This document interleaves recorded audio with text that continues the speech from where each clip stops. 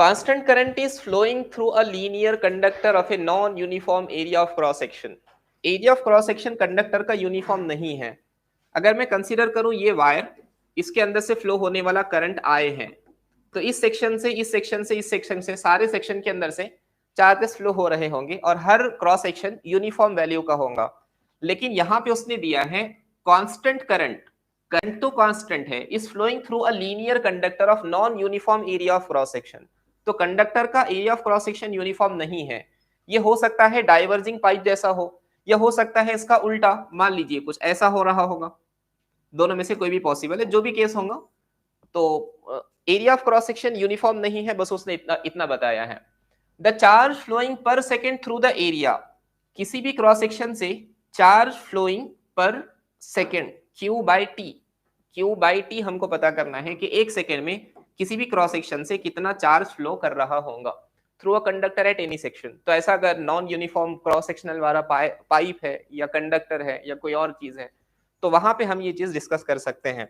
Current का behaviour same है जैसा कि वाटर का बिहेवियर होता है. तो फिजिक्स में काफी सिमिलैरिटीज है. आप मैकेनिक्स पढ़ लो, मैकेनिक्स के अंदर ड्राइविंग चीज डिस्टेंस होगा, डिस्प्लेसमेंट होगा, फोर्स की वजह से मोशन होता है. आप आ जाओ फ्लूइड मैकेनिक्स में, तो फ्लूइड मैकेनिक्स में वाटर फ्लो होने वाला होगा, रीजन होगा प्रेशर डिफरेंस, और फ्लो होने वाली चीज को हम कहते हैं क्यू. वहां वो कहलाया जाएगा करंट फ्लो या वाटर का फ्लो, वाटर करंट भी आप उसको कह सकते हैं. उसी तरह आप आ जाओ थर्मोडायनेमिक्स में या हीट ट्रांसफर के अंदर, तो वहां भी एक जगह से दूसरी जगह पर हीट फ्लो होगी, तो वहां फ्लो होने वाली चीज वाटर थी, यहाँ फ्लो होने वाली चीज हीट हो जाएंगी. रीजन, एक जगह से दूसरी जगह फ्लो होने का टेम्परेचर डिफरेंस, और वहां भी हीट करंट कांस्टेंट होगा. उसी तरह करंट इलेक्ट्रिसिटी के अंदर चार्जेस फ्लो करेंगे, रीजन पोटेंशियल डिफरेंस होगा. तो ये सारी चीजें एक ही रूल को फॉलो करते हुए चलती है. अगर हम नॉन यूनिफॉर्म एरिया का एक पाइप कंसीडर करें, तो जितना पानी यहां से इंटर कर रहा होगा उतना वाटर यहां से लीव कर रहा होगा. अगर हम करंट को छोड़ दें, पानी की बात करें, तो यहां से जितना अमाउंट ऑफ वाटर एक सेकंड में इंटर करेगा, यहां से उतना ही अमाउंट ऑफ वाटर एक सेकंड में लीव करेगा, उतना निकलना चाहिए. इसका मतलब जैसे जैसे ये आगे जाएगा वैसे वैसे उसकी क्या इंक्रीज होंगी, वेलोसिटी इंक्रीज होंगी according to continuity equation. I think so continuity equation के थ्रू एरिया रिड्यूस हो रहा है, वेलोसिटी इंक्रीज होंगी. वेलोसिटी इंक्रीज होंगी, लेकिन एक सेकंड में जितना पानी यहां से फ्लो किया था, एक सेकंड में उतना पानी यहां से भी फ्लो करेगा. अमाउंट ऑफ वाटर सेम रहेगा, और जैसा उसने क्वेश्चन में दिया भी है. अगर हम यही चीज सिमिलैरिटी फॉलो करें करंट के अंदर, तो फ्लो होने वाले कौन है, चार्जेस है. वहां फ्लो होने वाला पानी था, यहां क्यू था. क्यू मतलब amount of water flowing per second, एक सेकेंड में कितना पानी फ्लो किया. यहां पे क्या है, amount of charge flowing in 1 second. वहां पे वाटर था, यहां पे चार्जेस है. तो जैसे वहां क्यू था ऐसे यहां पर आए है. क्यू मतलब क्या, rate of flow, flow rate कहते हैं ना उसको. ये क्यू मतलब ए इंटू वी बनता है आगे जाकर. जिस तरह यहां पर, जिस तरह वहां पर वाटर था, उस तरह यहां पर कौन है, चार्ज है. यहां चार्ज फ्लो कर रहा है, वहां वाटर फ्लो कर रहा था.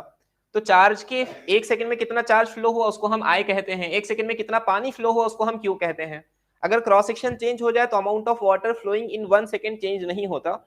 उसी तरह अगर क्रॉस सेक्शन चेंज हो जाए तो amount of current in 1 second change नहीं होता. करंट की वैल्यू यूनिफॉर्म होती है. तो अगर क्रॉस सेक्शन बदल भी जाए तो करंट नहीं बदलेगा, करंट का वैल्यू कांस्टेंट होगा, चाहे क्रॉस सेक्शन सेम हो या अलग अलग हो. ठीक है, समझा ये क्या है. अगर पाइप ऐसा कंसीडर किए या ऐसा कंडक्टर कंसीडर करूं, तो इस सेकंड पे इस क्रॉस सेक्शन पे जितना करंट होगा, इस क्रॉस सेक्शन पर भी करंट की वैल्यू उतनी ही होगी, और इस क्रॉस सेक्शन पर भी करंट की वैल्यू उतनी ही होगी. इसका मतलब क्या है, करंट मतलब number of charge carrier flowing in 1 second. तो इस क्रॉस सेक्शन से एक सेकेंड में जितने चार्जेस आगे जाएंगे, इस क्रॉस सेक्शन से भी उतने ही जाना चाहिए, इस क्रॉस सेक्शन से भी उतने ही जाना चाहिए. वहां पे हमने इसका रीजन दिए थे according to law of conservation of mass. यहाँ मास एब्जॉर्ब नहीं हो सकता. यहाँ रीजन देंगे law of conservation of charge. अगर अमाउंट ऑफ चार्ज फ्लो होने वाले कम ज्यादा हो जाए तो किसी जगह पर चार्ज एक्यूमुलेट हो रहा है, गायब हो रहा है, जो कि पॉसिबल नहीं है. इसलिए यहां से जितना चार्ज फ्लो करेगा यहां से भी उतना, यहां से भी उतना.